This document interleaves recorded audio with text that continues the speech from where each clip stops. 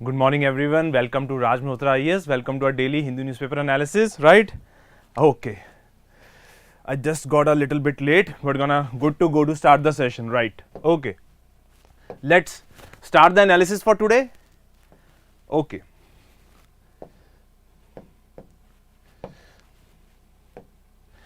This is our main, if we talk about today's front news, right? It says Bolsonaro backer storm states institutions. Lula says ex-president egging them on. Now, what had happened, let's say in the US Capitol complex, where the supporters of Donald Trump had entered and created riots, similar thing has happened in the case of Brazil as well.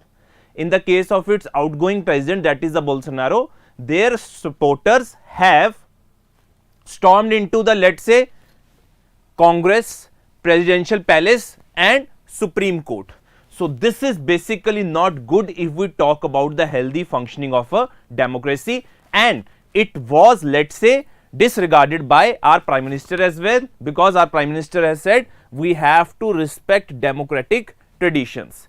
If the people, if the supporters of a certain, let's say, political person enter this particular areas, like which are the institutions of democracy, then it doesn't augur well for the democracy all over the world, and there needs to be a reality check if we talk about this particular aspect. So this thing is very interesting, because this trend, as it was seen by in USA, now it has been seen in Brazil as well. Again, the charges that are, let's say, arguments that are being levied by the supporters of the Bolsonaro are that election was not, let's say, fair, and there were a lot of, let's say, corrupt practices that happened in the elections. As a result, they were not happy with the outcome of the elections. So as a result, to protest against the election result, they particularly storm into this particular state institutions. So this is our front page news, nothing much more than that, but this is a thing that we have to understand. चलिए आगे चलते हैं.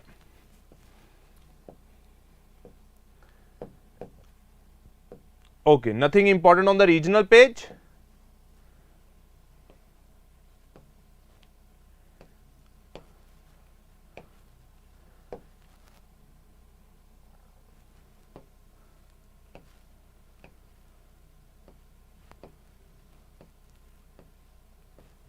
Okay, nothing much more important in the south page as well. Let's move to the editorial pages. Okay. The first thing that is very important to understand is the census that is now being continuously in the newspapers. I think everyone knows that census was to happen in 2020, but for some reason it got delayed, and as a result, due to COVID, it got delayed, and now there is a thing that has been said by the Election Commission, or sorry, the Registrar General of India, that first of all you need to freeze the administrative boundaries, and only after 3 months then we can have the proper census. So this particular article wants to say the census is too vital for the government to delay it any further, and this particular section of the census thing is being discussed in the text page as well in a very detailed manner. That is yet to come. So we will discuss this particular, what are the problems with census, when was the first synchronized census being taken, and what are the implications if the census is not done at the right time, what are the things that we are losing on if the census is not done at the right time. So we are going to discuss those things in the text page, right. Moving to the next part, this particular editorial is about the Kathua gang rape case. I think you must have heard about this case, that was a lot in the news. Okay. Now this article is very important. Glimmer of hope.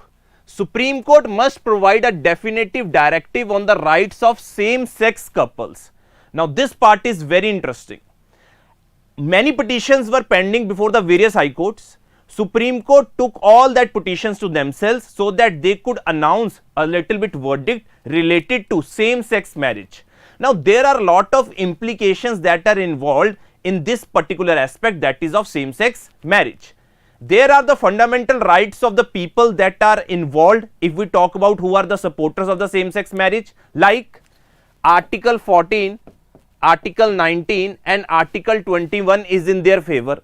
along with Article 16 of Universal Declaration of Human Rights. This is very interesting article, Universal Declaration of Human Rights, to which India is a signatory.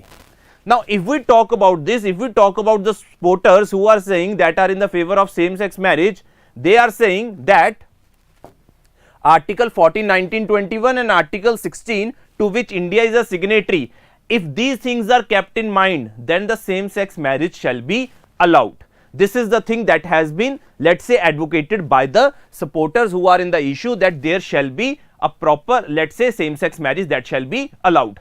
One thing you have to more understand, petitioners are also asking for the government, let's say from the Supreme Court, that question on which whether it will be brought under the ambit of a Special Marriage Act of 1954, which allows a civil marriage for couples who cannot marry under their personal law. Now, we have our own, let's say, personal laws if we talk about Hindus and Muslims, but if we talk about, let's say, one thing you have to understand, there is a Special Marriage Act of 1954. If my religion is not allowing me to get married, let's say, to the same sex, right? This is the debate that is being held by the supporters who want to advocate for the same sex marriage. Now, they are saying if they are not allowed under their personal laws, shall be they brought under the ambit of the Special Marriage Act, where it allows a civil marriage for couples. Now, this thing is very interesting that we have to understand. Okay, ठीक है, तो ये बात यहाँ पे बोली जा रही है. दूसरी चीज जो हमें यहां पे समझनी है, कहीं ना कहीं there are certain sections of the society that are against this particular concept of same sex, because they feel that it is against their traditions, it is against their cultures.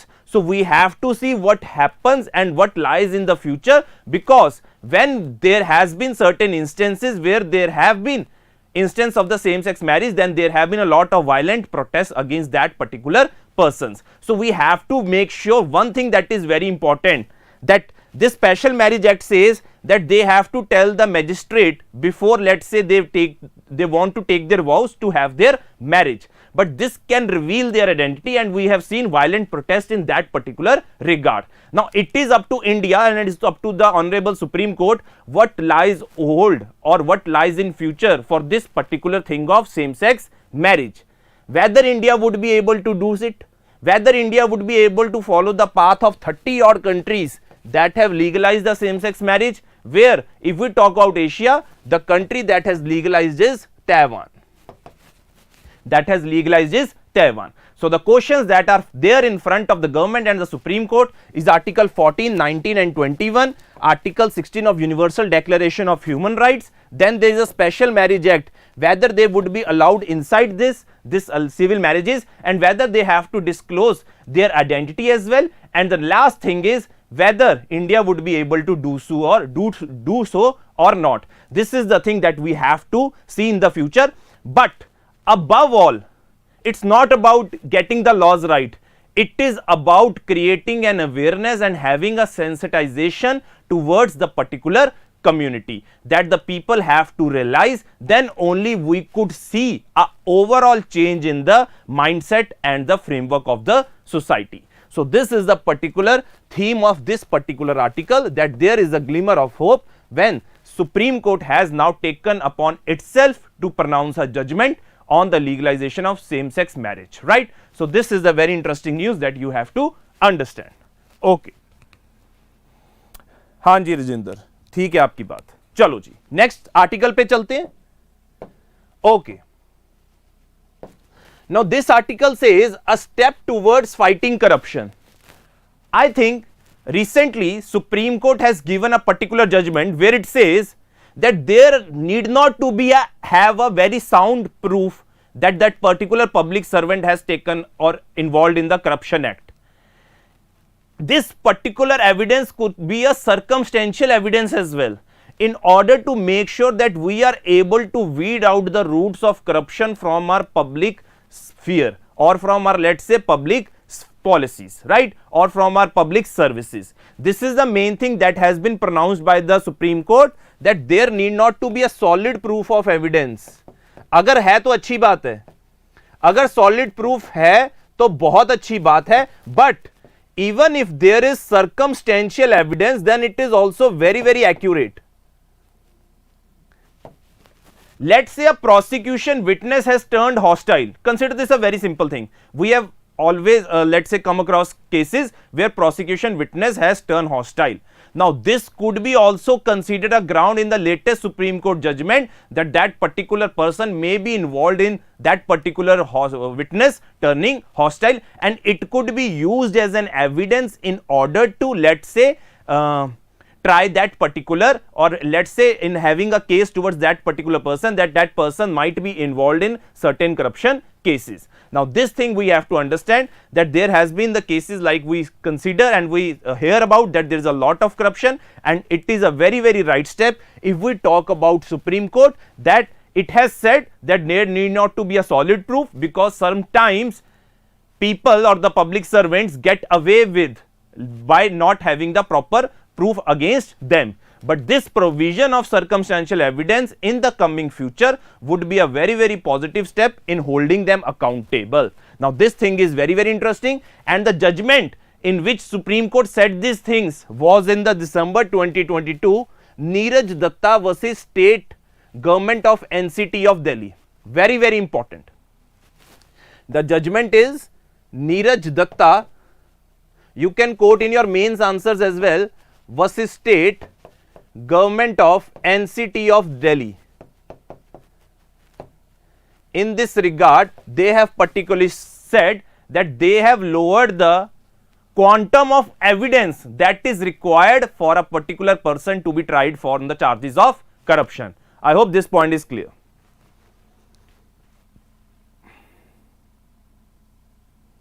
Rajinder, that is a very, very vague thing that you are trying to say, that some sort of corruption should be there. Please think before you are writing something on the public platform, right? Chaliye. Okay, moving to the next part. Okay, the next part is the thing I told you, the delay in the decennial census.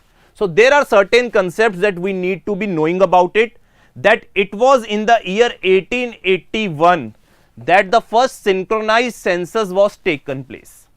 You have to trace the history, that it was under the year 1881 when the first synchronized census was happened.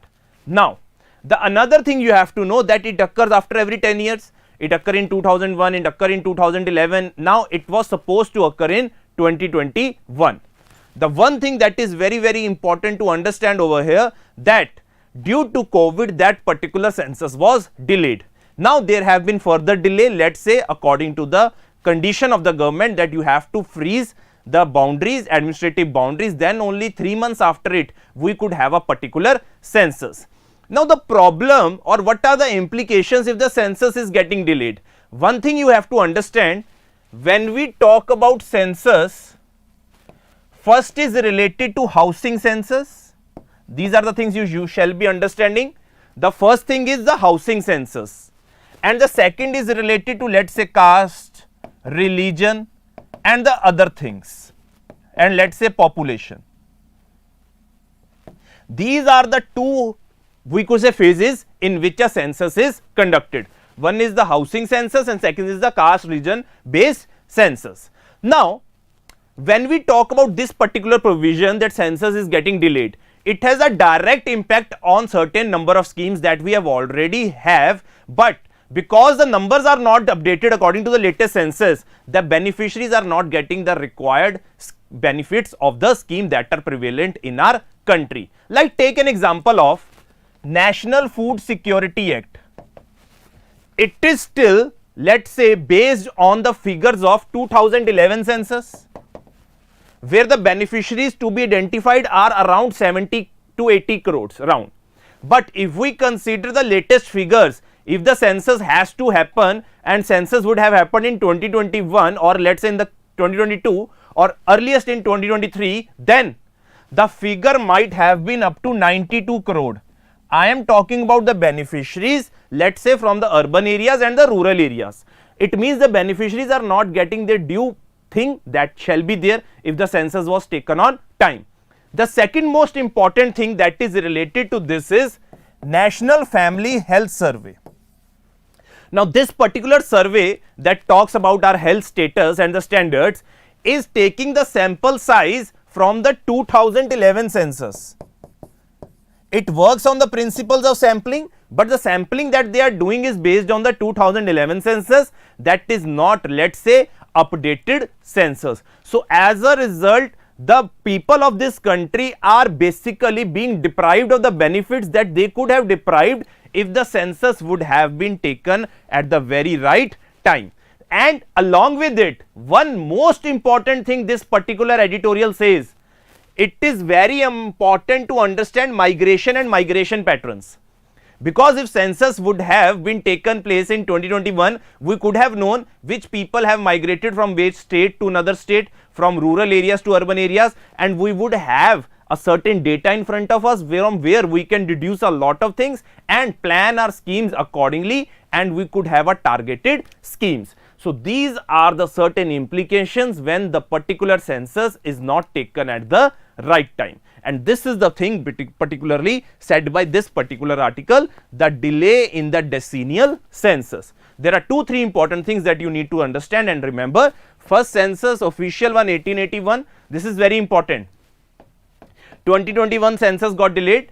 It takes place in 2 phases, housing, and the second one caste religion basis, and these are the certain implications like the National Food Security Act, National Family Health Survey, and to understand the migration patterns. I hope my point is clear to everyone. Okay, चलो जी next topic पे चलते हैं. देखो corruption है, some people are still stuck on the editorial part of the corruption. Yes, corruption is still there, but we have to fight it. It's up to us that we make sure that we are not promoting it. The one who is giving is more, let's say, corrupt rather than one who is taking it. Yes, that is the thing, Puneet. Okay, moving to the next part. Now, this is the thing that is coming regularly in the news. Has human animal conflict increased in the Venad region? The basic thing they are talking about is the elephants conflict with the human, tigers and leopards.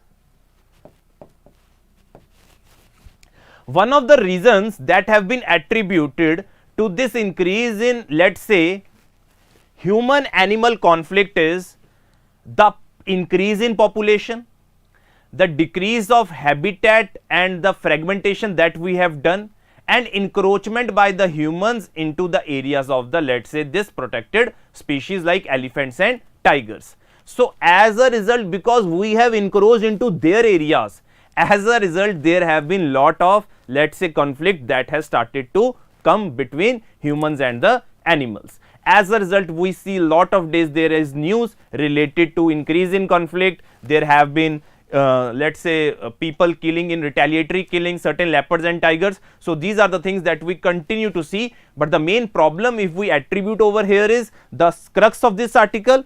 One of the problem is the increase in population. Second is land use patterns.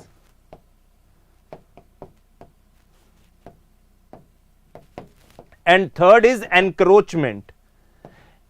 Now, one of the things that we can do is we have to make sure that both the humans and, let's say, our civil society and our forest officials are very careful in devising methods so that this conflict could be reduced, like we have the concept of elephant corridors. These things we have to understand, so that only then we would be able to address the problem of human animal conflict. So two things you need to understand. One is the problem of increase in population, second is land use patterns, and third is the encroachment. As a result, we are seeing lot of human animal conflict, right? So this is the basic theme of this particular editorial. Okay, moving to the next part. Now this particularly has nothing much more substantial in it. This is basically related to open access. Now when I talk about open access, it is about access of the research papers of the scholars or the journals.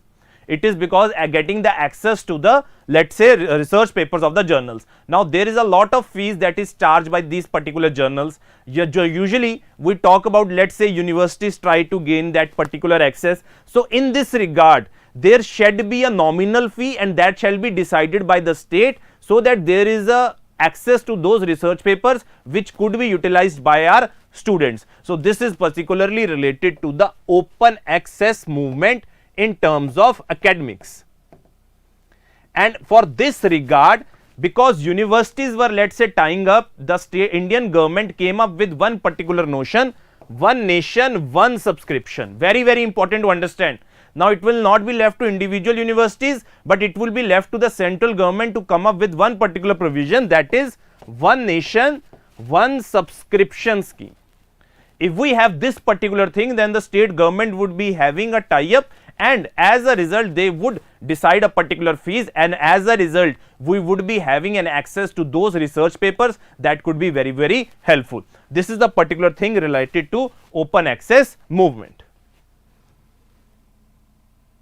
No, it is not by UGC. It is not by the UGC. Okay. Okay, I think this point is clear, right? Okay, chaliye ji. Moving to the next part. Nothing much more important in the news section today. I have gone it thoroughly, but I wasn't able to find it that much important things. The things that we have not already discussed, let's say. Again, there have been election commission's remote voting plan, but opposition parties are trying to flay this particular thing because they are saying that it will discourage free and fair elections.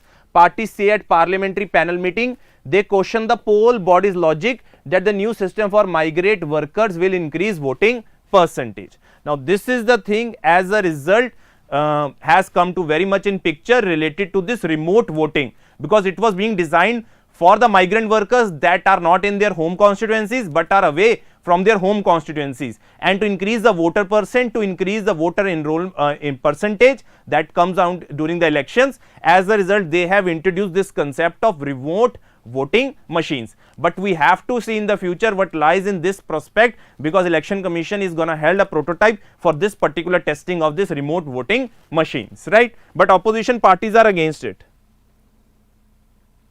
But opposition parties are against this particular of remote voting machines, right? Chaliye ji, moving to the next part. Now this is very important, and understanding state government's power to form committee on UCC cannot per se be challenged.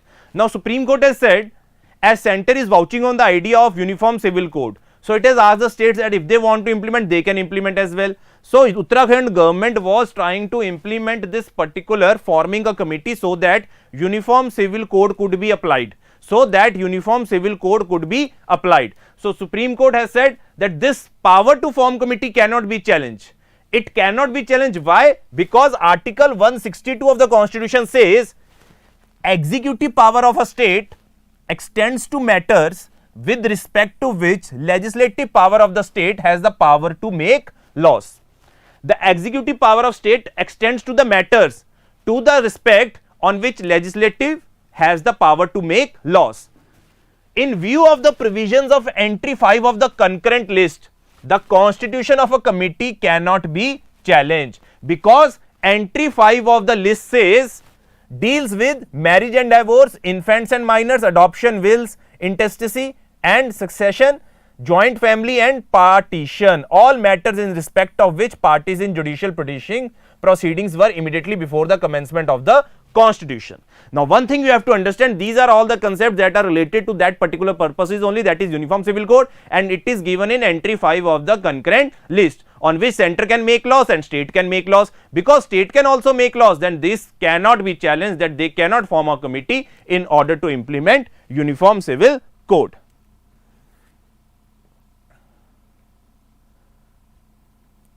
See, if we talk about voting for OCI and NRI, they have the provision, I am not remembering the name, they have the provision that they can vote as well, right?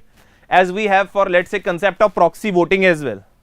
Okay, this point is clear to everyone, that state government's power to form committee cannot be challenged. You have to understand this is under the entry 5 of the concurrent list.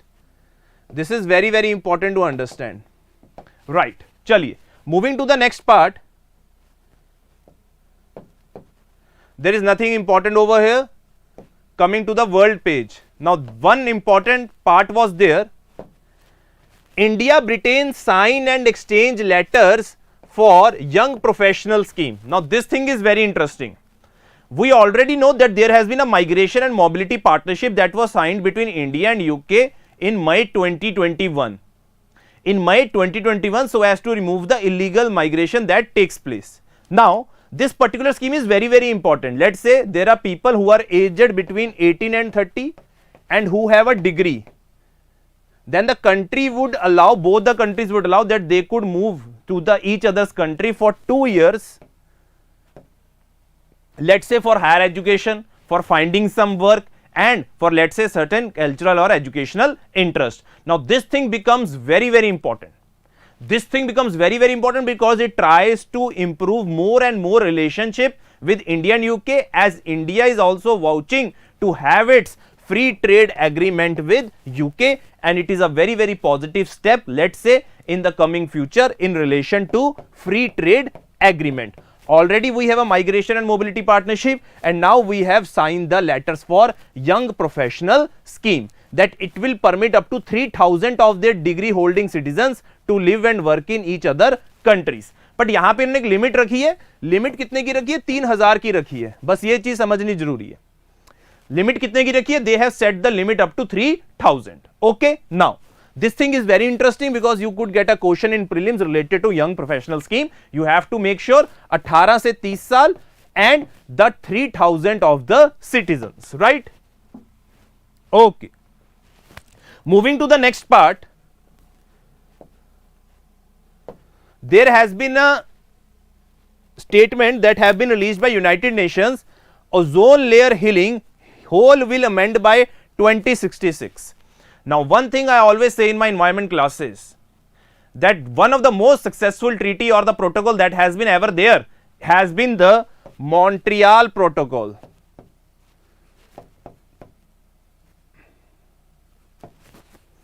That was there to phase down or phase out chlorofluorocarbons.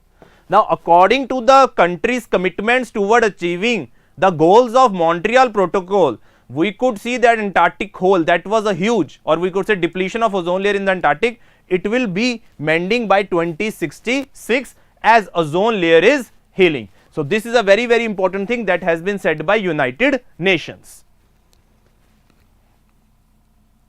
Okay, I hope this point is clear to everyone, right? Chaliye. Moving to the next part, we have our economics page.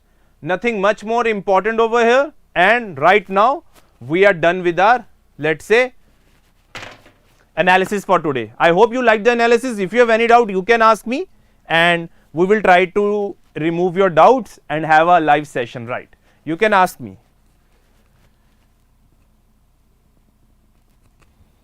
See, my interest is not in PSI. I am not the, let's say, the specialist in PSI are optional, but if you want to take it, then it is very good. It would cover your GS2, polity and IR as well. So very good.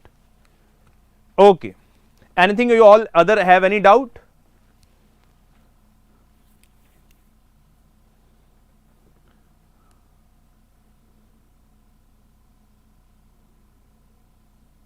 How can I find that particular scheme is very, very important? See, I have a teaching experience of 6 years, plus I have been into government service as well. So that's why I have the experience and I am telling you which things are important, right?